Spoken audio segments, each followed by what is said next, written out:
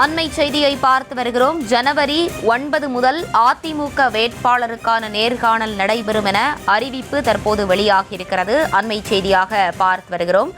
ஜனவரி 9 முதல் அதிமுக வேட்பாளருக்கான நேர்காணல் நடைபெறும் என்ற அறிவிப்பு தற்போது வெளியாகியிருக்கிறது. அண்மை செய்தியாக தற்போது பார்த்து வருகிறோம். 13ஆம் தேதி வரை வேட்பாளர்களுக்கான நேர்காணல் நடைபெறும் என்ற அறிவிப்பு தற்போது வெளியாகியிருக்கிறது. கூடுதல் விவரங்களோடு இணைகிறார் நம்முடைய செய்தியாளர் லதா. லதா, வணக்கம். விரிவான விவரங்களை வழங்கலாம். வணக்கம். வரும் தேர்தலில் அதிமுக சார்பில் போட்டியிட 10,175 பேர் விருப்ப மனு கொடுத்திருக்கக்கூடிய நிலையில இவர்களுக்கான நேர்காணல் வரும் 9ஆம் தேதி முதல் 13ஆம் தேதி வரை நடைபெறும் என்று அதிமுக சார்பில் அறிவிக்கப்பட்டிருக்கிறது.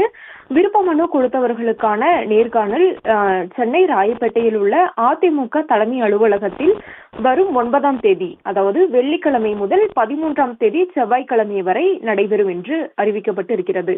9ஆம் தேதி காலை கோவை, அதாவது அதிமுக கட்சி ரீதியான மாவட்டங்கள் கோவை மாநகர், கோவை புறநகர் வடக்கு, மேலும் கோவை புறநகர் தெற்கு, நீலகிரி, திருப்பூர் மாநகர், திருப்பூர் புறநகர் கிழக்கு, திருப்பூர் புறநகர் மேற்கு, நாமக்கல், சேலம் மாநகர் ஆகிய மாவட்டங்கள்ல வரும் 9ஆம் தேதி வெள்ளிக்கிழமையும், மேலும் அன்றைய தினம் பிற்பகல் 4 மணி முதல் சேலம் புறநகர், ஈரோடு மாநகர், ஈரோடு புறநகர் கிழக்கு, ஈரோடு புறநகர் மேற்கு, கரூர், திண்டுக்கல் கிழக்கு, திண்டுக்கல் மேற்கு ஆகிய பகுதிகளிலும் அன்றைய தினம் நடைபெறும் என்று தெரிவிக்கப்பட்டிருக்கிறது. 10ஆம் தேதி சனிக்கிழமைக்கான அட்டவணையை பார்த்தோம் அப்படின்னா, கன்னியாகுமரி கிழக்கு, கன்னியாகுமரி மேற்கு, தஞ்சாவூர் கிழக்கு, தஞ்சாவூர் மேற்கு, தஞ்சாவூர் மத்தியம், தஞ்சாவூர் தெற்கு, சிவகங்கை, ராமநாதபுரம், திருநெல்வேலி மாநகர், திருநெல்வேலி புறநகர், விருதுநகர் கிழக்கு.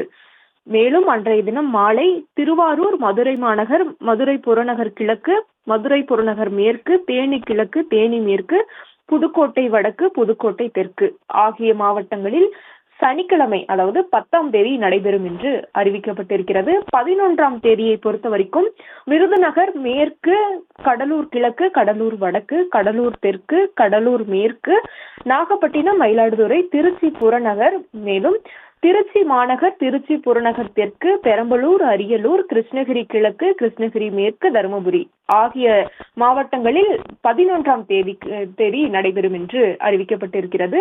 மேலும் 12ஆம் தேதியை பொறுத்த வரைக்கும் விழுப்புரம், கள்ளக்குறிச்சி, தூத்துக்குடி வடக்கு, தூத்துக்குடி தெற்கு, தென்காசி வடக்கு, தென்காசி தெற்கு, திருவண்ணாமலை வடக்கு, திருவண்ணாமலை தெற்கு, திருவண்ணாமலை கிழக்கு, வேலூர், ராணிப்பேட்டை, திருப்பத்தூர் ஆகிய தொகுதிகளை உள்ளடக்கியக்கூடிய வகையில அந்த தொகுதிகளுக்கான விருப்ப மனு கொடுத்தவர்களுடன் நேர்காணல் நடைபெறும்.